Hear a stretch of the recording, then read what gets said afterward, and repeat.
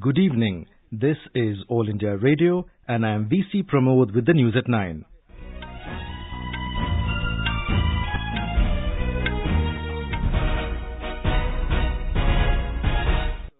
The headlines.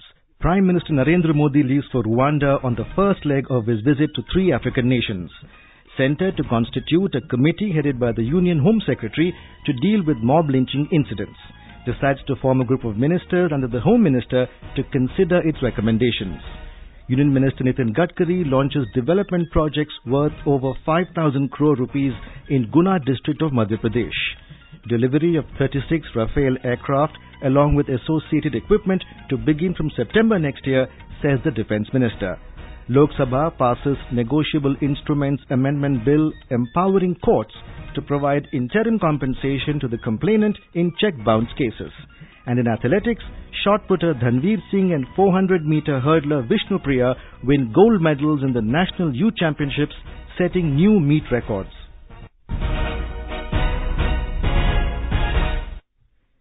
Prime Minister Narendra Modi left for Rwandan capital Kigali this afternoon on the first leg of his visit to 3 African nations.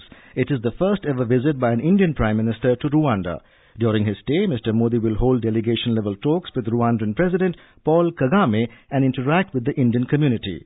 On the second leg, Mr. Modi will visit Uganda, which will be the first visit by an Indian Prime Minister to the country in over 20 years.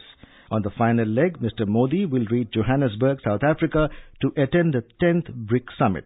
The core agenda of the summit is inclusive growth, sustainable development, health and vaccine, peacekeeping, among others.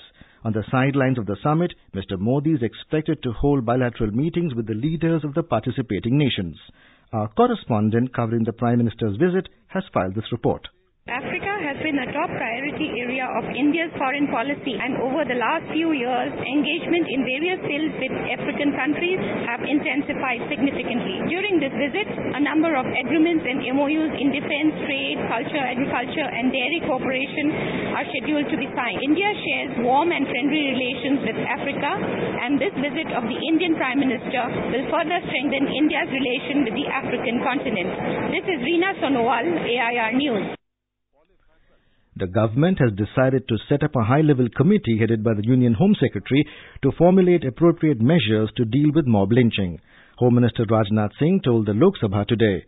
The government has also decided to constitute a group of ministers headed by the Home Minister to consider the recommendations of the high-level committee. जो mob lynching में involve लोग हैं उनके विरुद्ध जो है कार्रवाई हो सके, इस बात को ध्यान में रखते हुए एक होम सेक्रेटरी की चेयरमैनशिप में एक कमेटी बनाई गई है जो कि 15 दिन के अंदर अपनी रिपोर्ट देगी. उसके बाद माननीय प्रधानमंत्री जी ने एक ग्रुप ऑफ मिनिस्टर्स भी बनाया है, वो हमारी चेयरमैनशिप में कॉन्स्टिट्यूट किया गया है, जो कि इस संबंध में विचार करके अपनी रिपोर्ट जल्दी से जल्दी देगी. Meanwhile, the centre has sought a report from the Rajasthan government on the Alwar lynching incident. Official sources said the Home Ministry has asked the state government to send the report about the incident. A man was lynched on Friday in Alwar city of Rajasthan, allegedly by cow vigilantes.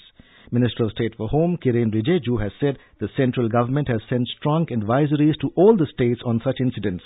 He said the issue has been taken very seriously and no leniency will be shown in terms of action against them. Defence Minister Nirmala Sitharaman today said the delivery of 36 Rafale aircrafts in a flyaway condition along with associated equipment and weapons will commence from September next year. In a written reply in the Rajya Sabha, Ms. Sitharaman said, as per the intergovernmental agreement signed between India and France, the delivery will be completed by April 2022. Union Minister Ravi Shankar Prasad has rejected the allegations of the Congress party on the Rafale deal, saying that all the established procedures have been properly followed in it. Briefing media in New Delhi this evening, Mr. Prasad said Congress President Rahul Gandhi is trying to politicize the issue by making wrong statements and false allegations against the government. He said during UPA government, the bid price per Rafale fighter aircraft was €100.85 million. But in 2016, the NDA government finalized the cost at €91.75 million, which is 9% less. Rahul Gandhi बिल्कुल गैर जिम्मेदाराना हरकत कर रहे हैं. जब सदन के अंदर गलत बयानी करते हैं और पकड़े जाने पर ए.के. एंथोनी को आगे करते हैं। इससे बड़ी कोई पीड़ा की बात हो नहीं सकती। और राहुल गांधी ने 2 मामलों में गैर जिम्मेदाराना बात की है। एक, कोई कॉन्स्टिट्यूशनल क्लॉज नहीं था, और नंबर 2, फ्रांस के राष्ट्रपति को अपनी राजनीतिक बहस में घसीटना, ये बहुत ही दुर्भाग्यपूर्ण है। Mr. Prasad said the allegation leveled by the Congress that Prime Minister and Defence Minister misled the Parliament regarding price of Rafale is baseless, mischievous and irresponsible. Earlier, Congress alleged that the 2008 confidential agreement is publicly available and it only prevents disclosing the weapons and other specifications of the aircraft and not the price.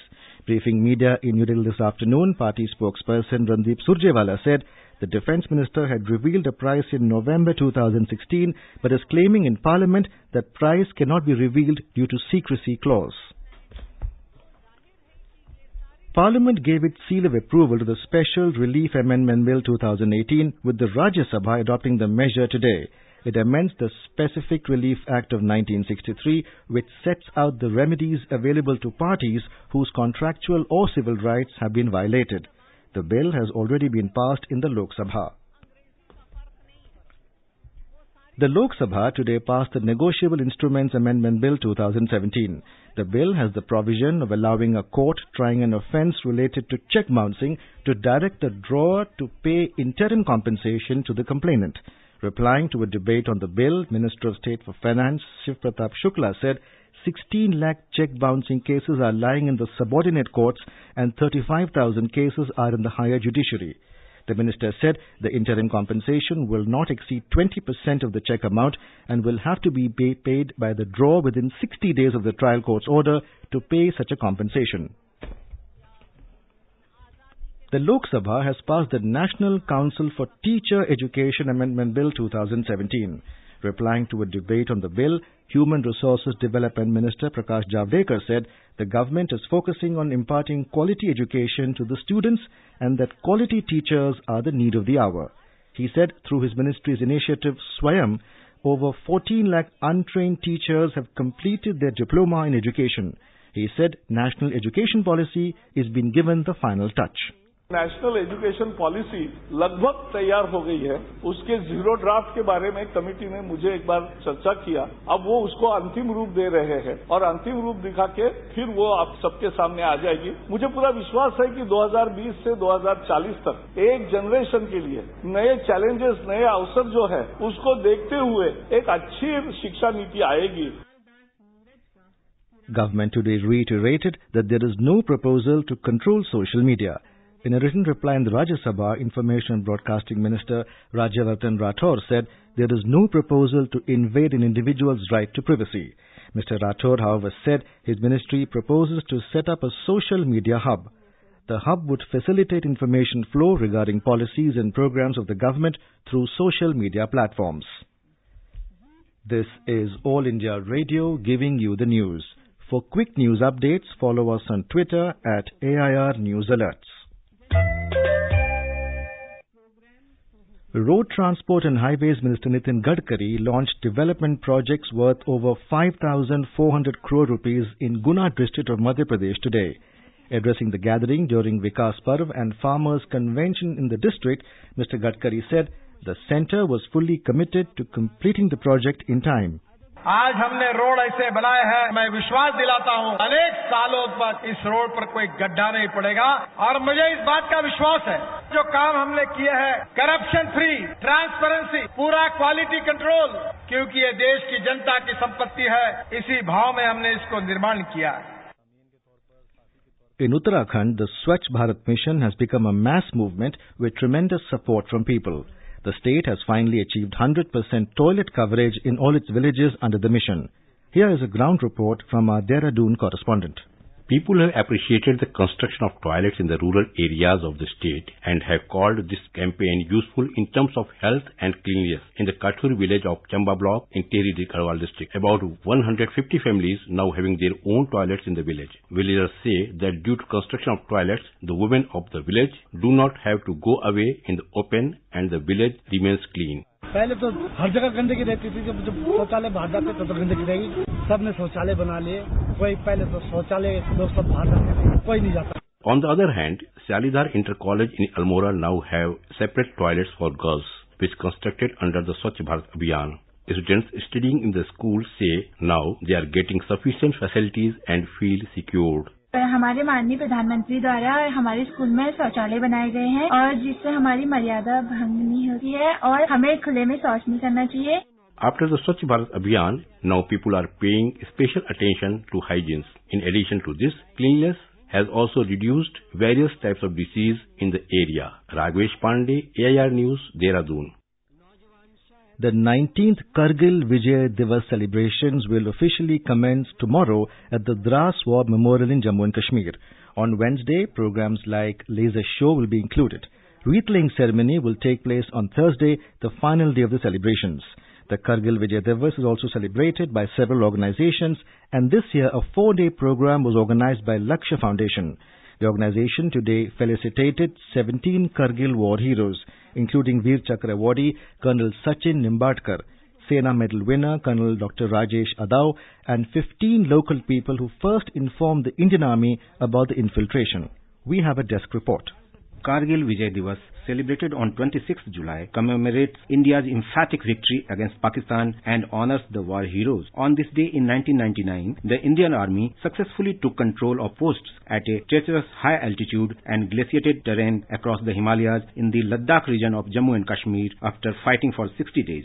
More than 500 soldiers from Indian Armed Forces sacrificed their lives during the war. 4 Paramveer Chakras, 9 Mahavir Chakras, 53 Veer Chakras and other medals had been awarded to felicitate the Kargil war heroes. Paras Chauhan, Desk Report. Benchmark domestic stocks today extended previous session's gains amid mixed global markets. Sensex at the Bombay Stock Exchange climbed 222 points to settle at 36,719. Nifty at the National Stock Exchange also surged 75 points to end at 11,085. The News Services Division of All India Radio in its weekly bilingual live phone-in program Public Speak will bring you a discussion tonight on fake news and government's actions to curb it. This can be heard on FM Gold channel, additional frequencies from 9:30 p.m. Punjab shot putter Dhanveer Singh and Kerala 400-meter hurdler Vishnu Priya set new meet records to win gold medals in the 15th National Youth Athletics Championships in Vadodara. Dhanveer threw 19.69 meters in his 5th attempt to erase the earlier meet record of 19.34 meters set by Navtejdeep in Singh 2011. The silver medal in the competition was claimed by Adish Gildial of Uttarakhand. Aniket Kala of Uttarakhand took the bronze. In the women's 400 meters hurdles, Priya representing Kerala crossed the finish line in a season-best time of 1 hour, 2 minutes 52 seconds. In doing so, she erased the previous meet record of 1 hour, 2 minutes 58 seconds set by P.O. Sania in Bambolim in 2015.